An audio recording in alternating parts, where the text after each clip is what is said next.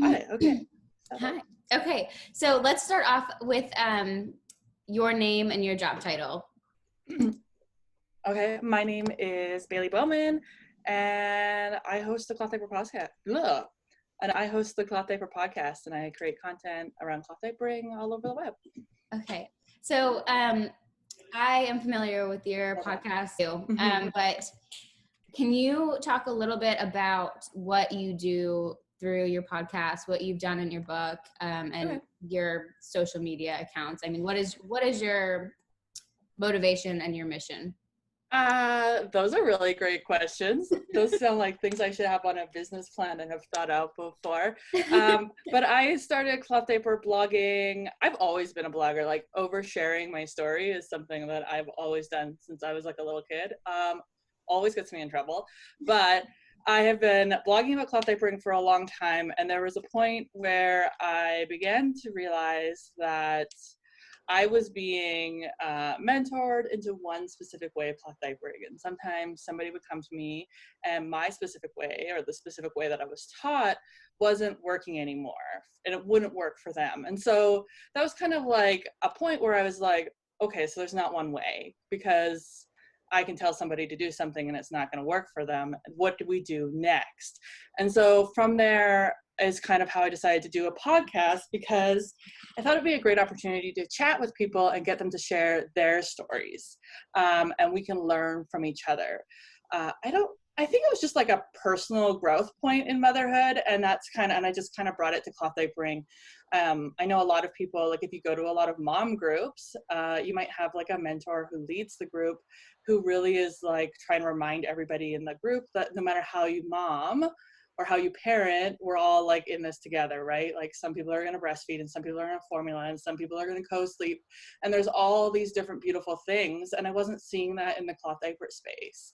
I wasn't really seeing that we're allowed to have diversity in cloth diapering, like they were talking about in my therapy groups for motherhood. So that's kind of where the podcast came from. And over probably the last 2 years, I've really kind of taken it to wanting to share this wide array of experiences so that I can learn from other people and other people can learn from each other, and we can all be confident in cloth diapering our own way. I felt like there was a lot of, I really want us all to be empowered to cloth diaper our way and learn our own wisdom. I think that we all know how to cloth diaper, if like it's so basic, and we don't need to be told. That's not really what I'm saying. People I feel think like it's extra.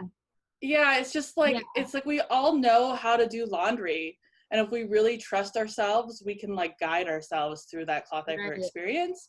But motherhood is so overwhelming, so I can see why it is the way it is, but I would love to empower every parent to find their own journey. And so that's, I guess, how my podcast evolved. And then I wrote the book because I needed something to do, I guess. I had 2 foot surgeries. And like people come to me all the time, and I have all these great resources, but I didn't really have any resource that was just like how to cloth diaper. And so I put a lot of work into trying to make sure that it was just something that laid out the facts that would empower people to make the choice that would work for them. Because I'm at this point in my life where I'm tired of people telling people what the right thing is, because nobody knows what the right thing is. You can't tell me that breastfeeding is the right choice for me. You can't tell me that anything is the right choice for me. Only I can make that choice. Right. So I tried really hard to make sure that my book would be telling you how to find the choice that would work for you. This feels overwhelming, I guess, as a new mom. I can definitely see that, but working our way there. And that's just kind of, now I create content on Instagram and Facebook, and I have a website, a few websites, clothdiaperpodcast.com as well, just to really like remind us that we can all find our own journey. We can all do this ourselves, and we can all be mentors, and we can all be really great at sharing information in that way, I guess. I probably should work on that. It's been like 6 months of quarantine, right? And you're like, oh man, my kids are finally back in daycare. I'm finally like, just like the last 6 months to 12 months, really kind of finding where I want to go with this. And I really just want to empower people to do it themselves and to be their own mentor. Like, I really believe, like, you or whoever else is watching and listening to this, that they can also be great mentors and support each other. Like, I don't want to be the only guru out there. Like, I want everybody to be their own guru. Right. That's a fun saying. So I think that you touched on something that's really important, especially for moms and new moms for sure, which is, I think that, and even like grandparent, just everybody, feel like there's like this stigma that there is this like black and white, right and wrong way to do parenting, right? And it's like, it's insanity. And I see on your account a lot of just like, it's okay if you use disposable diapers every once in a while. It's okay if that's what you decide to do all the time. Like, you're not a bad mom because you decided to use disposable diapers over cloth diapers, and you're not a better mom because you decided to use cloth diapers instead of disposables. And I think that that's really important because, like, I think we put so much pressure on ourselves to do the right thing all the time. And we get so bogged down in it that, like, we forget the whole, like, reason behind what we're doing in the first place. And so, like, I like that. And I like it because when I first started this cloth diaper business, I still kind of am very much against disposables. Like, I just, for the environment, for the health of my baby, just everything about disposables, I am not about. So, like, it was very hard for me to wrap my head around, like, oh, you think it's okay to use disposables? Like, it's not. But, like, you know, if that's, but like, that's not our it's choice not for to us. make for another family. Like, we can't do that. We can't do that. We can only do what we can know what to do. Exactly. And I think, like, there was a period in my motherhood where I had a similar experience, and I was definitely caught up in this, like, oh, maybe if we shame, or maybe if we judge, we can convince everybody to do things. But then there's a moment that clicks, no. Like, when you do that, you create divides, and we create camps. And that's, like, mommy wars, totally not for that. Like, we need to accept this diversity of motherhood. Support and each through other. that, we empower everybody to do the best choice for them. Absolutely. Yeah. And I have so many clients who, like, they use disposable diapers at night just because it's so much easier for them than to, like, figure out a diaper solution that actually works, and they're not waking up 3 times in the middle of the night. And because when you're stressed out about something, you're not gonna want to do it. And then you're gonna tell everybody how crappy it is. And then that is worse for us. So if people can find their peace and their balance, we win. Cloth diaper wins. Absolutely. Okay, so I think you explained this a little bit, but you explained it, but very beginning, let's, like, backtrack. How did you start this journey? I mean, was it immediately after you started having children, or like cloth diapering or content creating? Just the journey of, like, I guess cloth diapering, because that's really, like, your niche, right? Is like, like, okay, so my parents cloth diapered. Okay. So I kind of knew that. My mom didn't cloth diaper my brother, like 3 children. Sometimes people give up, especially in the 90s when it's flats and a different world. Over your everything. And then I was what? I said, like, trash bags over your baby. Oh, yeah. Well, and I was an environmental studies major. So I graduated from the University of Northern British Columbia with a degree in environmental studies, which is an arts-based degree. I kind of have a degree in community development and how to best create third spaces. But I spent 4 years studying environmental science and studies about how, so, like, it was the only option. I worked for companies where we promoted energy conservation and recycling. So, of course, I know a lot of people come into cloth diapering because they were, like, weighing the pros. Disposable diapering wasn't even on the table. Like, when I had my son, I didn't even think I would do. That wasn't even something I was considering. It was going to be the cloth diaper, and just, like, a long environmental ethos. That was what I was going to do, and that's how I cloth diapered, and I figured it out. My first stash I bought from a local store that's no longer in business. About 24 pre-folds and an assortment of covers, and it was awesome. A little bit of struggles. He grew like a weed. I had an 8-pound child who was 16 pounds by 6 weeks. So then we were in one size and it just kind of spiraled. And then I had two in diapers. But just like my choosing the cloth diapering was just like, came from an environmental ethos. I mean, I knew about landfills. It wasn't going to be something that worked for me.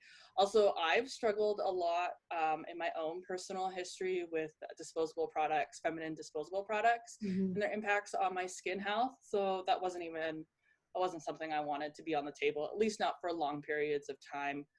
We have disposable diapered.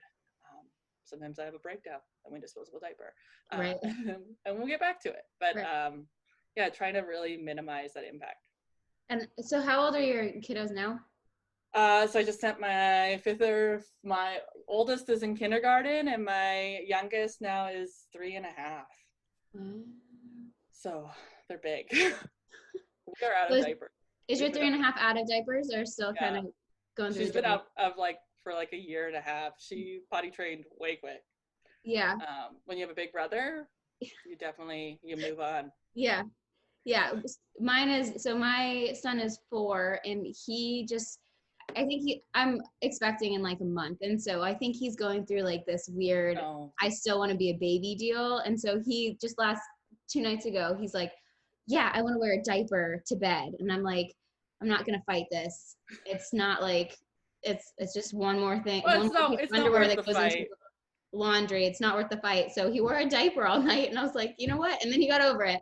But sometimes he might do that again too, like once you have your baby. Once the baby, You know what? If that's the only thing that he needs to feel good when this baby comes, I'll take it, you know. It's like that's a hard adjustment.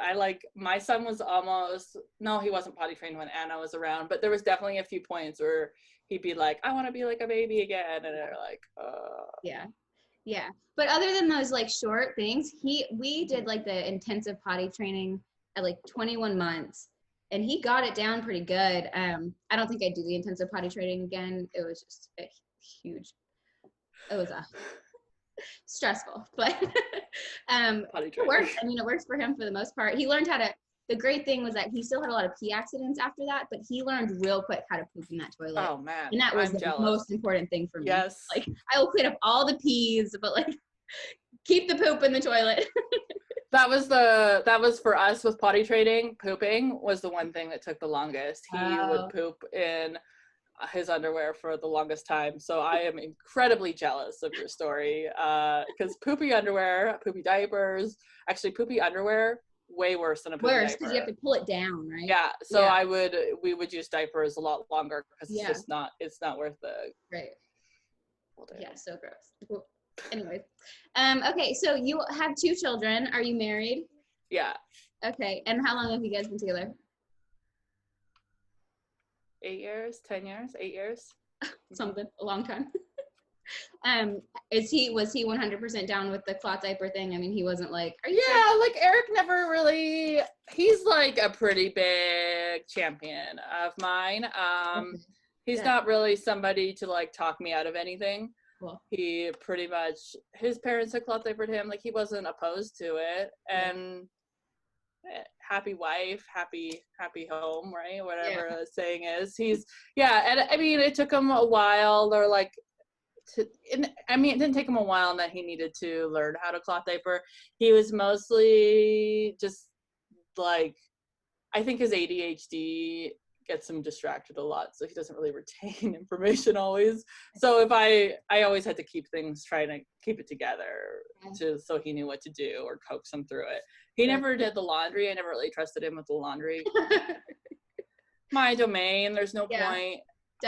Sometimes like explaining something to somebody every single time, it's just not worth it. Yourself. Just do it yourself. Do it yourself. But yeah, eventually like he's pretty big. Like I never need to buy disposables for him. I know a lot of parents will need to do that or need to convince their partner. Pretty lucky in that way. He was pretty on board with it. I think he's the one. I know when we had my first son, I'm pretty big on believing 2 weeks in bed after your baby was born. And he was like pretty eager beaver, and he's like, let's do this now. And I was like, no, I just want to rest some more. So we started cloth diapering at a week old, but yeah. Wow, cool. So yeah, so you just use disposables then for the first week?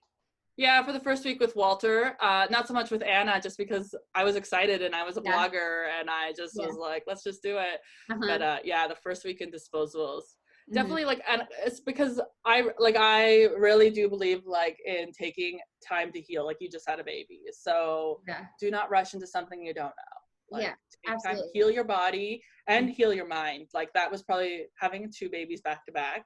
We used disposable. There was definitely some periods where my mental health was in the gutter, and I used disposables with Anna and Walter because, you got to heal yourself. Like you can't cloth diaper and be a great parent. Like you can, but like you gotta take care of yourself.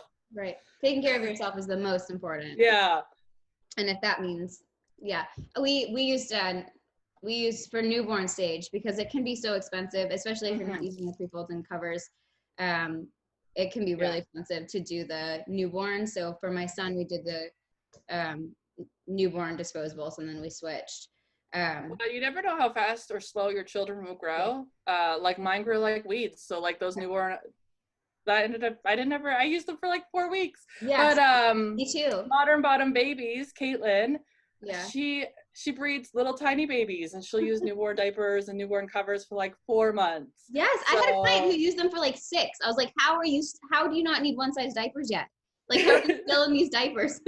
and like that can be such a challenge, trying to navigate that. And I think that's where like we really need to take that pressure off needing to be a cloth diaper mom all the time. You don't have to be. It's okay if it takes you 6 months to get into one size diapers. Right.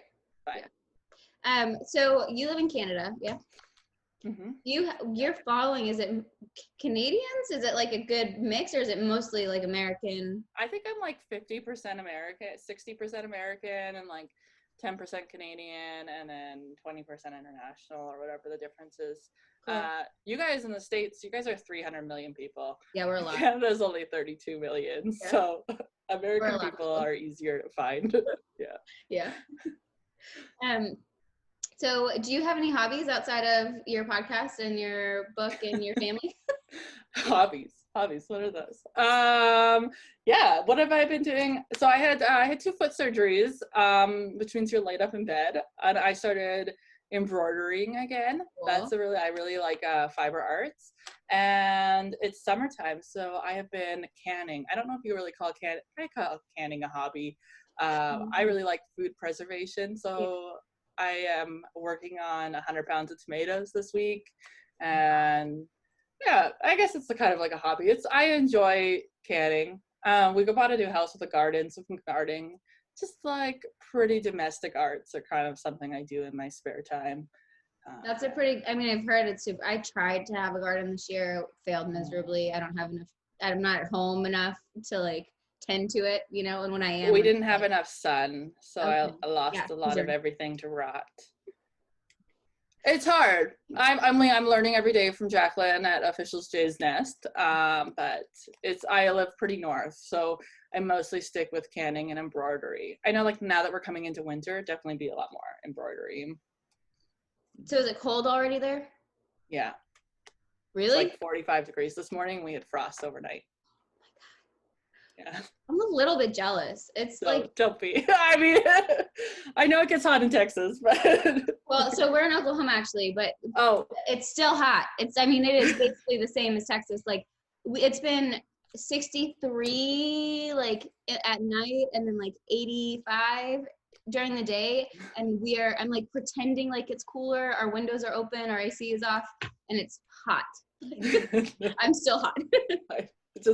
We've had such a cold year. I'm so over it. Over it. And really cold. With coronavirus, there's no traveling, so like it's gonna be a long winter. Yeah, definitely. Oh yeah, I'm sure that you like are shoveling snow. And Canada is Canada. Like, I mean, if I was in the States, you could escape to Florida or Oklahoma maybe in the winter, but you can't. So it's gonna be a long winter. Yeah. Oh my goodness. Yeah. My grandpa has a cottage in Canada, and they're bumming this year because they can't cross the border. Oh yeah. Because of all the COVID stuff, and like they're like, maybe at the end of August, but I don't think it happens. It's now September. Yeah. It's a bummer because like Canada's they're right on the lake, and so nice. It's such a nice place to go in the summertime. Like what a bummer if only you could quarantine in Canada instead of in Florida. Spend the month of the summer at the cabin. Yeah. So, we're going to go a little bit more into you. So what do you find difficult to juggle with all of your things that you have going on? Do you ever find it difficult to juggle? Yes, I find it difficult to juggle. So the hardest thing to juggle is the fact that my husband works for the railway. So he is a conductor engineer. So he drives the trains, which means that he goes to a town called McBride, which is near me, but it is 8 to 12 hours on shift, and then he spends the night, and then 8 to 12 hours back. So my husband is gone 24 to 36 hours at a time. He comes home, he sleeps, he repeats, and he does that all the time. So it's a miracle that he's home to take my kid away right now. But the hardest thing is just being the solo parent. And I found a little bit of a groove with that. The default, I think I saw recently, like a lot of the conversation this year has been about the default parent. I am the default parent. I take on everything when it comes to the household and the kids and our relationship. And so that is really hard to do by yourself. And I don't have supportive family in town. And so I had to find things to do, things to make it easier. So I had put my kids in preschool as soon as possible. I found a babysitter because it was really hard. Like I couldn't even go to the dentist. Like I can't plan on a dentist appointment. I can't commit to going out with my friends on a Saturday night. Like I can't do any of that. And when my husband's home, he's exhausted because he just spent 36 hours away working on the railways. So that is like, it's super hard to juggle being the default parent and then doing all of this. And then so you go into motherhood and you're thinking all these things. Like, so I had graduated and I was like, I knew I wanted to be a stay-at-home mom, but I became a stay-at-home mom and I realized I didn't really like that. I had just spent like 7 years earning a degree and I wanted to do something. And so that's really where blogging kind of filled that niche. It gave me a piece of value, but it was also like adding something else to my juggle, right? And so it all adds up. And so that's where I was just like, I found resources. But then COVID hit and I have been swamped. My kids have just started going, like daycare has just opened up, school has just opened up this month. So we're kind of offsetting a lot of that. But it's like really hard to juggle it all. And there's no really quick and easy answers at all. Great. Yeah.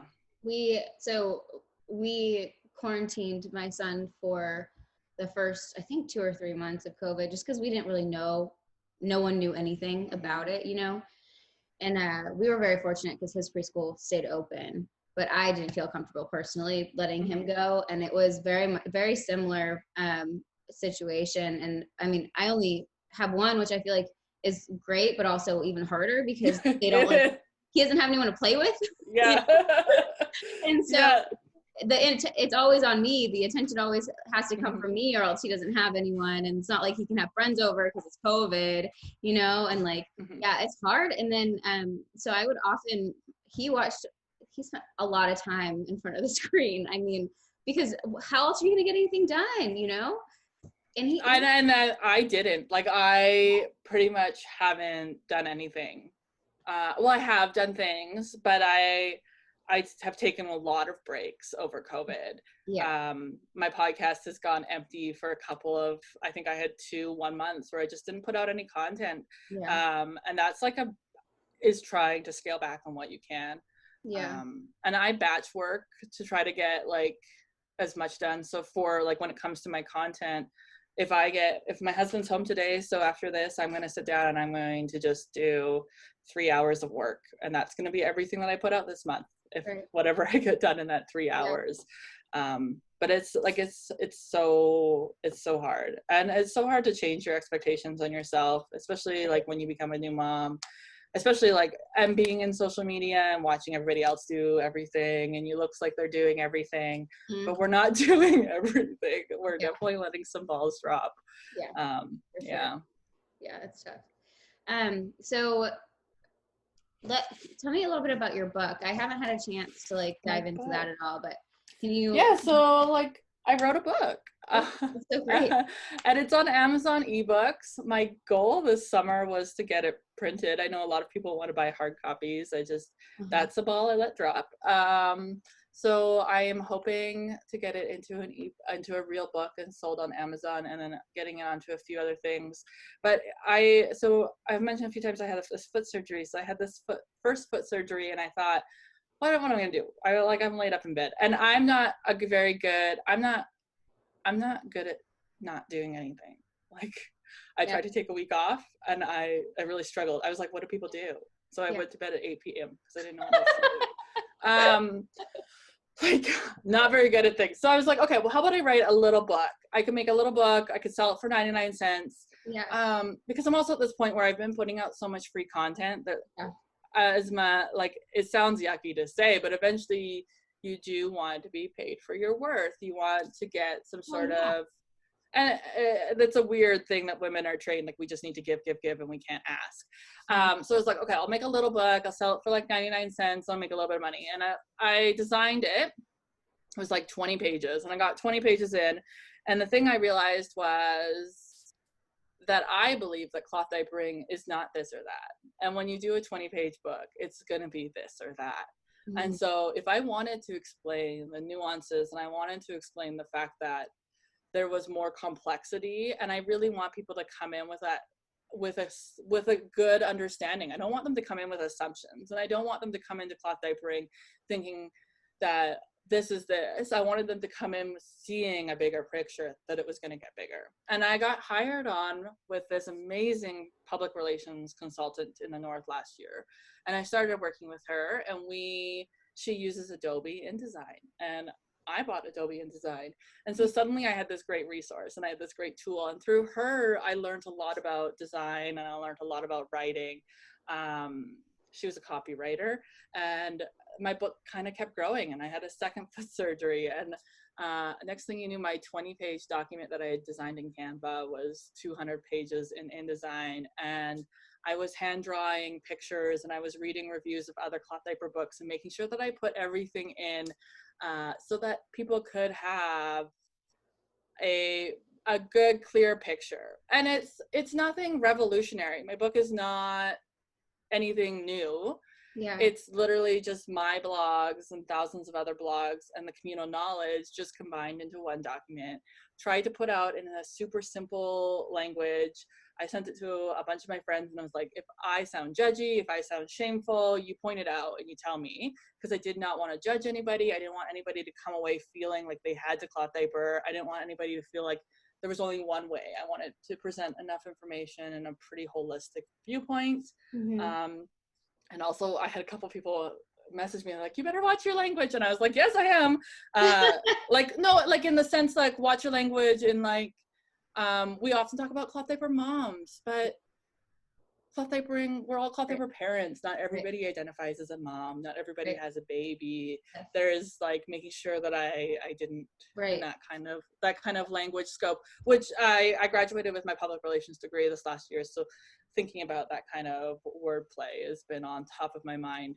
But yeah, and then I have this 200-page book, which is available on Amazon ebooks. I think it's called, like, like naming a project is one of the hardest things on the planet, because you want it to be easy and recognizable, but you're also like, should it be witty? Should it be fun? Yeah. So I think I named it Cloth Diapers, from Textiles, Washing, and More, because we're going to talk about the basics. And it's just basics. I wanted to be holistic, but I also didn't want it to be so overwhelming. And so that's where I try to use my podcast, and I try to use my Instagram channel to go deeper into topics and talk about all the different nuances with cotton or bamboo or microfiber. And we'll talk about those. But my book is really going to give you that base level entry points that you can come into those conversations and know what I'm talking about or what anybody else is talking about, and find your way through. And hopefully I've gotten really great reviews so far.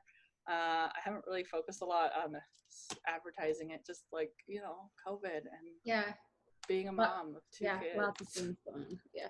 I hear like single people talk about how bored they were throughout COVID, and I was like, I'm sorry, you were what? You're bored? You want to take some of this stuff off my plate? Because I'll let you.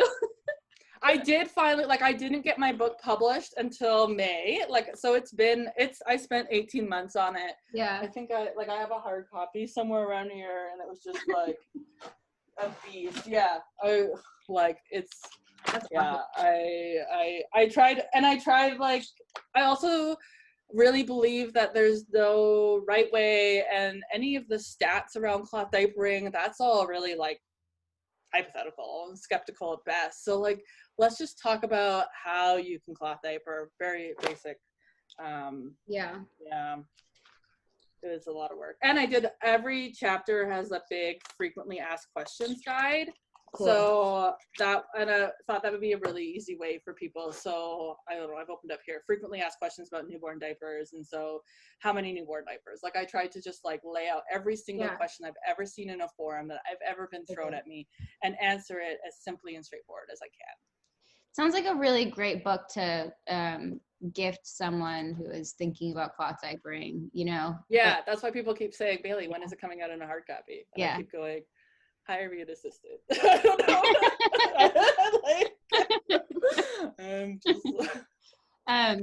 That's great. So I feel like you've mentioned it a lot, but do you find it difficult with your environmental degree and things like that? Do you find it difficult at times to not be biased, to stay unbiased? Or have you just kind of like worked that into yourself as like a growth point? Yeah, like, it's a lot of growth. I mean, I also, so one of the things about my degree, I would say, is that I don't see cloth diapering as being the ultimate best. Cloth diapering has a lot of environmental evils. And I think that I really struggle with that. Mm-hmm. I really struggle with the environmental downsides of cloth diapering. And that if you follow me, and anybody watching, listening, I guess, like, I talk about those, and I really struggle to talk about those. One of them being, if you ever dive into fast fashion, the cloth diaper manufacturing and fast fashion spaces are very intertwined, that kind of textile production. And so I think my degree has encouraged me to think holistically and think about these bigger pictures. And so I don't think I get biased. I think I have a hard time trying to reconcile cloth diapering, because I also know that there's a lot of environmental destruction associated with cloth diapering, and that can be really hard for me to talk about and to be okay with. So can you talk a little bit more about that, actually? So I know that disposable diapers are, I feel like, a lot more obvious, right? Just the waste goes right into the landfill and it doesn't go away ever, and the toxins and all of that. But I feel like it's like taboo to talk about cloth diaper, the negative effects of cloth diapers, which because I am biased, I'm gonna say do not equal out the horrid things of disposables. But I mean, it's great to know about them. Yeah, so, and that's where I would struggle. And in some situations, I would actually probably argue that the environmental harms of manufacturing cloth diapers do outweigh in some situations.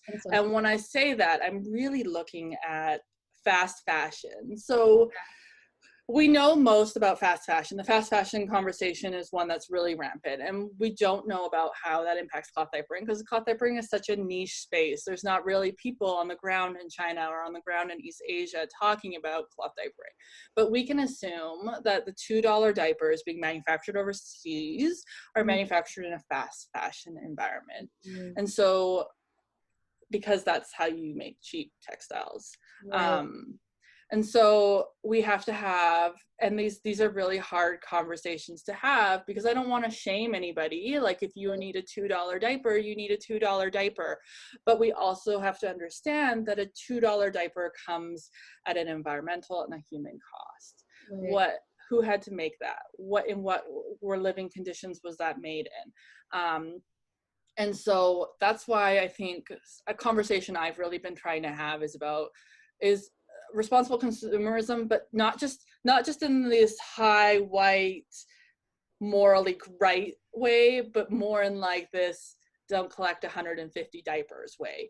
Like being a responsible consumer is not just about purchasing ethically, it's about recognizing a much broader picture. Right. So like, are you buying that $2 diaper because you need it or because you want it?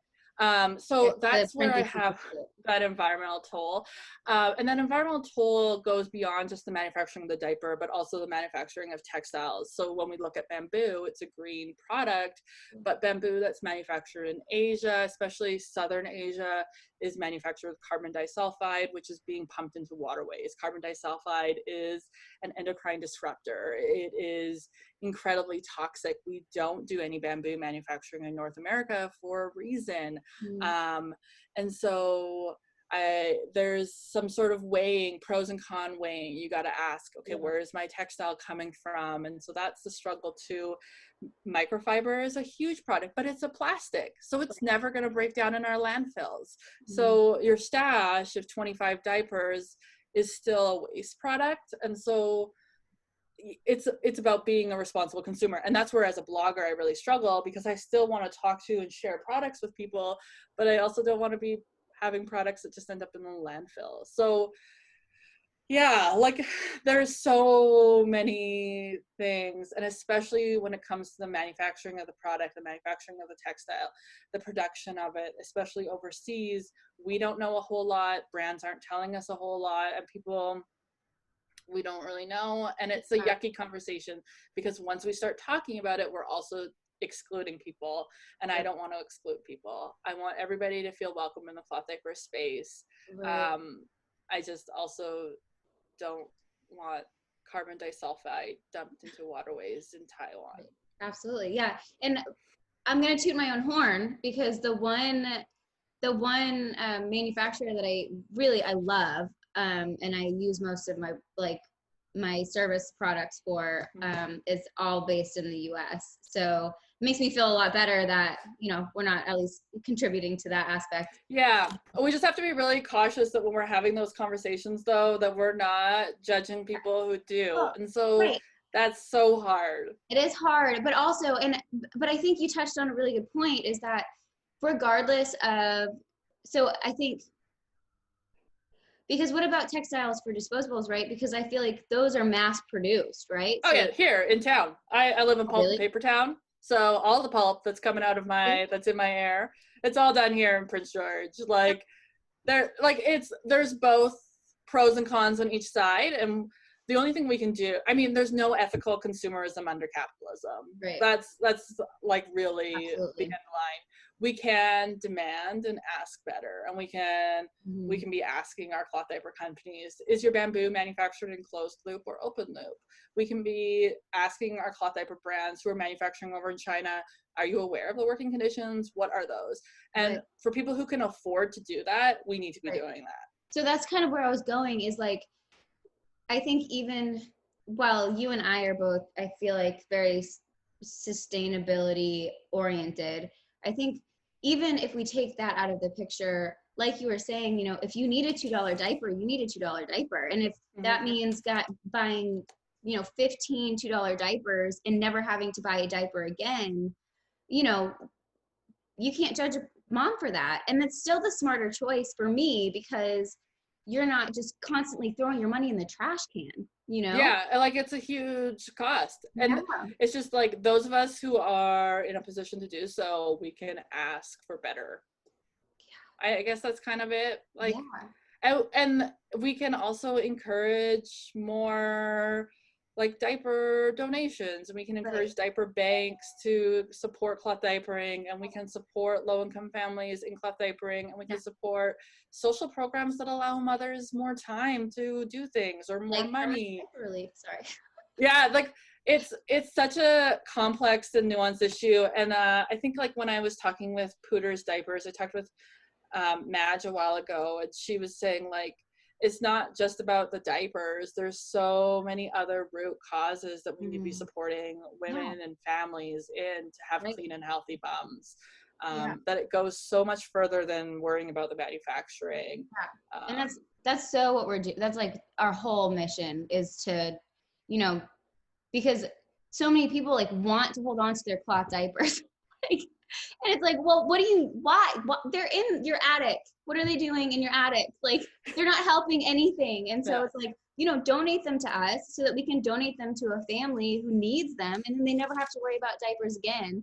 And you're reusing these, you're kind of like offsetting a little bit, at least, the cost that we paid for the production of them in the first place. Yeah. You know? And that's where we see a lot, like if you can reuse a product, like suddenly that cost. And that's what people in the fast fashion space say. They say, don't get rid of your fast fashion.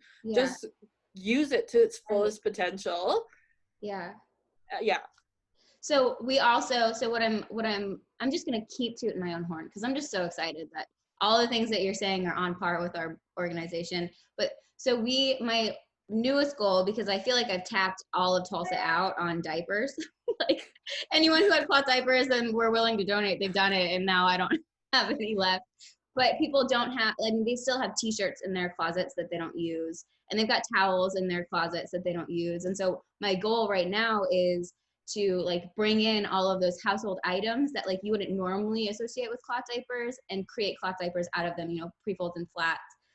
That's one of my one of my next thoughts for my next stream of content that I want to deliver is trying to destigmatize that conversation, because I really do think like that reusable products have such a huge space that they could be using, but people are scared. I think people are scared to do it because I think there's that weird stigma around using a t-shirt for a diaper, and there shouldn't be. Like, you don't need to have a brand name stash. You so don't. Well, a t-shirt works so much better than some brand names out there, guys. And if you want brand name, get a brand name cover. Yeah.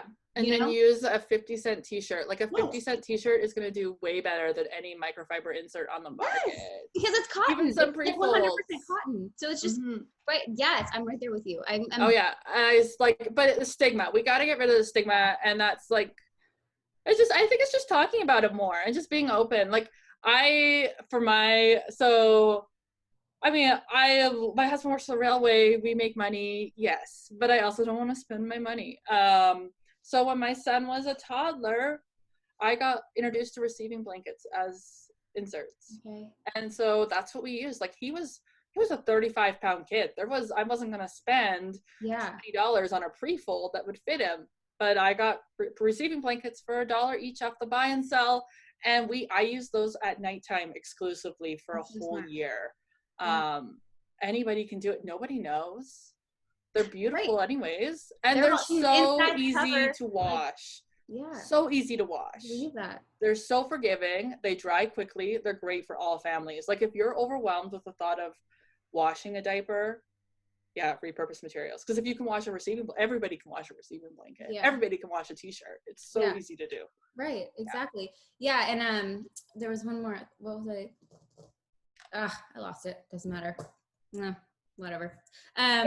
And then you just have cover protection, like cover production is what I was saying. Like, so you're having one less thing that's being manufactured and like one less thing that's going to end up in the waste. Like a cotton t-shirt will actually break down in the landfill. It will break down in your garden if you wanted it to. I love it. And I'm so excited. I hope that this just continues to evolve and people can understand that like a piece of fabric is a piece of fabric and it's, absorbency, and you can just shove it right in there and then you don't ever have to worry about anything. Yeah. We just have to really work on making sure that that new parents and old parents or any parent feels like welcomed in the cloth diaper community. And the best way that we can feel welcomed is by not judging and not shaming them for whatever decision they're making, and just empowering them, encouraging them to come to the table, encouraging them to talk about what they're doing, and allowing them to be leaders. I think a lot of people are scared to talk up about cloth diapering, or they're scared of it. And that's like my space is really about, I don't want you to be fearful of bringing your story to the table. Like your story is valuable, your story is important, and I want to listen to you tell it. Right. Okay, so let's wrap up. I feel like I'm taking up a lot of your time. I could talk to you probably for hours about so many different things. It's so weird being on the other side and not having any questions for you. I keep feeling like I'm missing something. Like, what? Well, and I like, this is like such a different conversation than I've had with like any of the other people I've interviewed, because this is just like my passion and I love it so much that like, I feel like we're like more on the same level than I've been on with anyone. Well, sometimes I have things that a lot of my people, I talk to new moms and I just want to hear their stories. So it's always kind of interesting. Yeah. Yeah. Okay. So last questions, and these are about the future. So do you have any, and I mean, personal, when I say personal, you cannot bring your professional into it. Do you have any personal, long-term, short-term goals that you've got trying to work out? Personal goals. I know. What is that? What is that? I'm like, right now I'm kind of just like trying to figure out my professional world. But like I like definitely am on this personal growth train. And the personal growth train is it's always going, and it's always learning to be more inclusive, watching your language, and I say, when we say watch your language, I feel like we're watching swear words, but we're not. Swear words is like, I don't care about swear words. We're talking about watching about the inclusivity of our language and watching. And that's been a really big one this year. Thinking, and I think we see that with like Black Lives Matter and ableism and COVID, and making sure that we are trying to be the best version of ourselves. And I think I don't know if that's a short or a long-term goal. It's just like a persistentness of existing. I'm definitely still trying to figure out what I am, who I am 5 years after motherhood. And so those would be like I guess that personal. We're going into winter. I'm mostly just like, I think I'm finally like in a place where I can work on my professional. So I feel like I've achieved a lot of personal, and I'm just going, just keep like growing and making sure that setting boundaries. I've been working on a lot of boundary setting this year, both with my personal time, my professional time, my emotional energy, like saying no to things that are toxic, saying no to things that are overwhelming. And leaving spaces that are bad for me. Absolutely. That's hard. It's really hard to do that. And I think especially like in a professional, because you're worried that if you say no to something, you're missing out on something. But a lot of times, like, if you have even this like little thing inside of you that says you should say no, there's a reason, and so sometimes it's okay to miss out on something. And like FOMO is such a hard thing in my life. Me too. So learning to say no. COVID has taught me to slow down, and I am in many ways so grateful for this quarantine. It has reminded me that rest is important, and that I do need to say no, and that hustle is not great. And all of these things was being really destructive to my lifestyle. I haven't found the answer yet. So that's kind of, I know a lot of people feel this need to return to normal. I am really excited to return to a new world, and I'm really excited to set new healthy habits for myself going forward in a post-corona world. I'm so excited for the changes that can happen, because I definitely recognize that a lot of what I was doing was so toxic, and a lot of what I'm still doing is still toxic, but we're working on it. I've definitely noticed, I've realized the priorities. COVID has definitely let me realize the priorities in my life. I feel like there was a lot, especially when I first started my business, when I started the for-profit, a lot of it, like a lot of times I would work so hard that I didn't leave any time for my family. And that is so destructive, and then you don't have time for yourself. So you're not thinking about all the ways in which you can grow and be better. And so you're just on this constant like hamster wheel, and you think that you're making your business better, but really you're probably like making it worse because you're not making any time for yourself. Right? It's